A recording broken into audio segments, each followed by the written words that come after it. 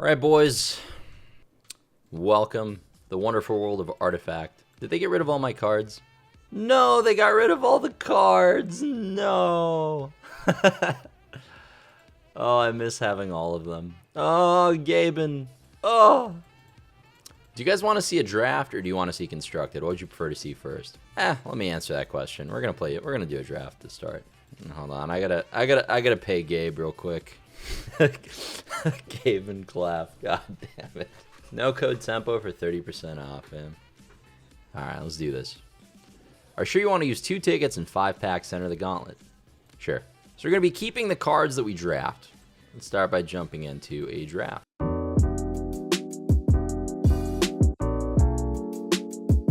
So what goes into a deck of Artifact? So you get 40 normal cards, you get 5 heroes, and you have 9 items for your item store. The items are the least important in draft. The heroes are the most important. Whenever you add a hero to your deck, they automatically include 3 copies of their specific hero card to your deck.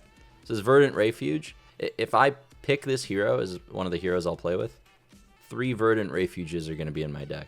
Some heroes have really good stats, they're really powerful, they have a good ability, but then the card that they add to your deck is really shitty. And vice versa, like some heroes are really weak, but they give you very good cards.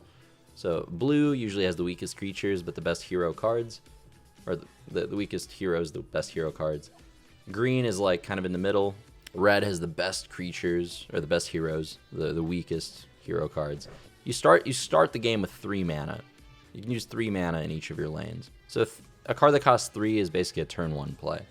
So the thing that gold is, basically when you kill any creep in the game, you get 1 gold. Any minion you kill gives you 1 gold. And then every hero you kill gives you 5 gold. And what the gold does is it lets you buy these item cards in between every turn. So you get to pick up to 1 hero per pack. You can't draft more than 1 hero per pack. And we're going to open 5 packs. Okay, so you see these arrows here? These arrows that are right next to the 3.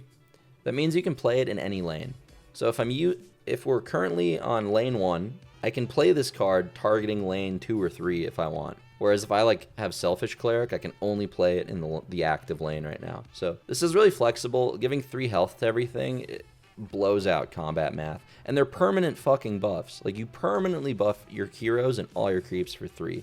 This is the weirdest draft deck I've ever had, and it's the first one I've ever streamed. How do we get 4 gold mines? We have 4 gold mines and 6 paydays, and all of our equipment is garbage. I mean, it's a plan. So every hero, as you can see up on, actually doesn't show it, but every hero has 3 items that they can equip. 1 weapon, 1 armor, and 1 heart thing. You can't equip 2 hearts, you can't equip 2 weapons. So usually you want like a split of the 3 different categories. The heart, the armor, and the sword. This is the part of the game I'm most accustomed to, which is sitting here with searching happening, because I can never find a fucking game in the beta. Get it down to like 28. Actually, you know, this is twitch.tv/Reynad27. There we go. Destiny. Basically, the idea is you make 1 action, and then they make 1 action, and then you make 1 action. And when both of you say, okay, I'm done playing stuff, then everything attacks the thing in front of it. So everything you do and play is leading up to combat at the end of turn. So I only have a green hero in that lane, which means I can't play my black cards. See, I only had a green hero, so I couldn't play any of these. So now I have a black hero in this lane, and I am allowed to play a black card. I'm going to not play No Accident, and the reason is I have priority. I have the triangle now, which means I'll be the first person to play stuff. So I want to maintain priority given the option. One thing about this game that really irritates me, and this problem is especially compounded with cards like Iron Fog Goldmine, is that there's no mulligan. So if you just don't get Iron Fog in your opening hand, I have 4 copies of it in my deck. I didn't get a single one in my opening hand. So now I'm going to be drawing them mid-game, and they're so much worse when you don't play them turn 1. Like if I could have played Iron Fog on turn 1, I would have won the game. These paydays would be popping off. We'd be, doing crazy shit. But since you don't get a mulligan, it's really hard to control your opening hand. I should explain how to win the game. I never actually told people that. So the way you win the game is you either kill 2 of these towers that have 40 health, so you kill 1 in each lane, or after you kill a tower, it gets replaced with an 80 health tower.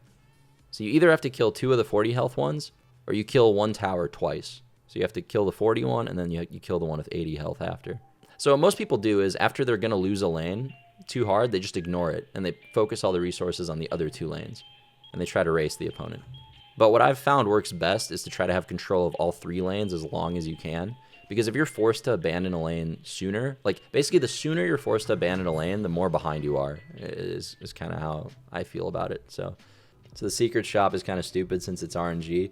The thing is, like, the whole game is RNG, man. Like, every part of the game, there's gross amounts of RNG. Like, there's a lot of it. But there's also a lot of decisions. So some strategies are just higher variance than others, you know? Like the shop deed strategy, really high variance. Yeah, it's Strife Crow again. The game cues you into the same player, even though you're playing best of ones, which also sucks. But it needs to do that. Otherwise, nobody would be able to find a game. Helm of the Dominator. Okay, so I'm going to hold. I pay 1 gold to make sure it shows up next turn. This is one of the items that just wins the game on its own. Why play a game with this much RNG? I mean, you also make a lot of decisions. It's not like an all RNG game or anything. It's just very RNG heavy, you know. Reynad, I don't know anything about TCG. How much money should I need to spend to be competitive? In this game, it depends on what kind of competitive, right? Like if you're drafting, you don't need to own cards. You just need to pay for the draft. And each draft costs you $10 plus... It's like $14 per draft. Well, sorry, it's $14 for the version of draft where you get to keep your cards. What's going to matter for streamers is, like, do people like watching the game? Personally, I think the game's really hard to follow. I think the fact that there's no long period of downtime makes it really hard to talk to your chat while you play. I think the biggest barrier for being successful on Twitch is that I just don't think it's a game that the average player will like. I actually don't think it'll be popular. There's so many things I love about Artifact, but despite loving all of those things, I just don't think it'll be popular. 25%. This is what I mean about the RNG bullshit. 75% of the time. For those guys that are wondering how arrows work, if you play a creature and there's an empty space across from it, 50% of the time it goes straight, 25% of the time it goes left, and 25% of the time it goes right. So if he rolled the 50% to go straight, it would not attack Zeus. If he rolled the 25% to go left, it would end up going straight. And he instead got the 25% to kill Zeus for free. So I've just lost 2 of my heroes on turn 1, and the game is fucking over. I think the lore in this game, I think they did a fine job with it. I mean, I've never played Dota in my life, but I think the heroes have flavor. I think that their abilities are pretty representative of the abilities in game in a lot of cases. The artwork is great. It's the only 3-lane card game ever. I don't know. It's tough to make a MOBA feel like... It's hard to make a card game feel like a MOBA, you know? Every time you push that button... 15 seconds remaining. You... Bitch, shut the fuck up. I turned your voice to 0. Positive vibes only, Reynad, yep. I get so salty when I'm like trying to like talk as a streamer and then the fucking voice thing just keeps talking. Like screams at you every 5 seconds. Buy a male announcer. It's not a gender thing. Like if it was a male announcing, I'd be just as pissed. Announcer voice DLC coming for $10.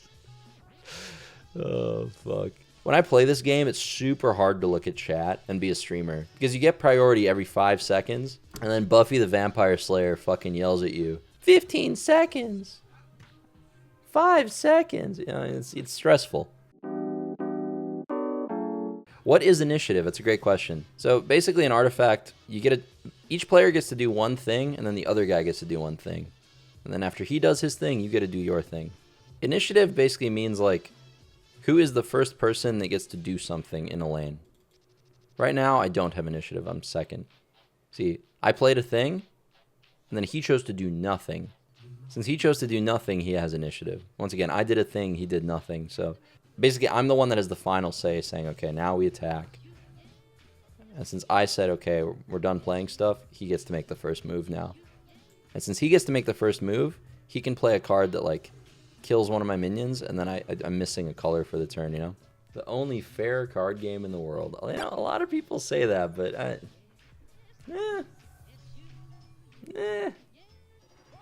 we'll see. A lot of people seem mad about the expensive business model.